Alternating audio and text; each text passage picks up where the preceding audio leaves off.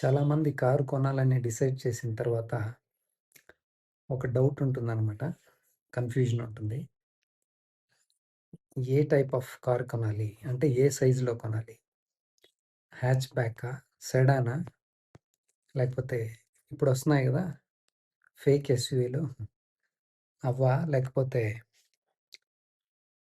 ఎంపీవీనా? లేకపోతే ఆఫ్ రోడరా? అనేసి చాలా కన్‌ఫ్యూజన్ ఉంటాయన్నమాట. ఏ బాడీ స్టైల్‌లో కొనాలి అనేసి. అది ముందు క్లారిటీ తెచ్చుకోవాలి. సైజ్ గూడా. ఎంత సైజ్ ఉండాలి? ఏ బాడీ స్టైల్ ఉండాలి అనేది ఫస్ట్ క్లారిటీ దానిపైన రావాలనమాట. నెక్స్టు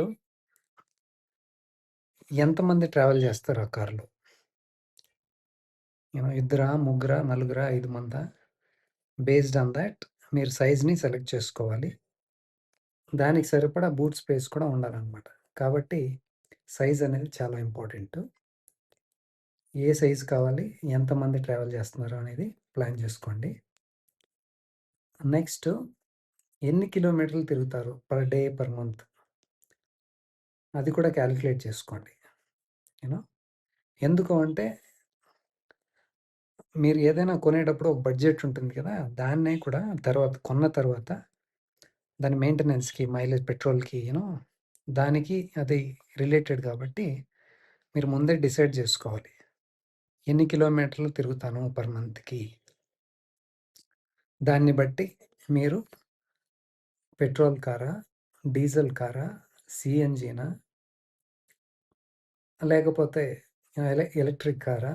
లేకపోతే హైబ్రిడా? మైల్డ్ హైబ్రిడా? స్ట్రాంగ్ హైబ్రిడా? అనేది దాని పైన బేస్ చేసుకొని డిసైడ్ చేయాల్సొస్తుందనమాట. అంటే మీరు ఎన్ని కిలోమీటర్లు తిరుగుతారు అనే దానిపైన బేస్ అయి ఉంటుంది. సో, ఇదనమాట ఇంకొక ముఖ్యమైనది పవర్ ట్రైన్.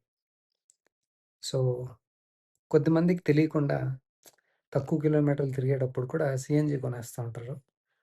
లేకపోతే ఎలక్ట్రిక్ కార్లు కొంటా ఉంటారనమాట. Which is not correct. మీ ఈ రన్నింగ్ పైన ఆధారపడి ఉంటుంది. ఎన్ని కిలోమీటర్లు తిరుగుతున్నారు అనే దానిపైన కరెక్ట్ పవర్ ట్రైన్‌ని సెలెక్ట్ చేసుకోవాలి. నెక్స్టు మీరు ఈ కార్‌ని ఎక్కడ వాడాలనుకుంటున్నారు? కొద్దిమంది సిటీల్లో ఆల్రెడీ కార్లుంటాయి. కానీ సిటీలో తిరగడానికి మాత్రమే నాకు కారు కావాలి అనుకుంటా ఉంటారు. వాళ్ళకు వేరేలా ఉంటుంది. ఇంకొద్దిమందయితే నాకు సిటీలో కావాలి, హైవేలో కూడా కావాలి అంటారు. ఓకే. ఇంకొద్దిమంది సిటీలో వాడాలి, హైవేలో వాడాలి ప్లస్ సెమీ ఆఫ్ రోడ్ లాగుంటుంది.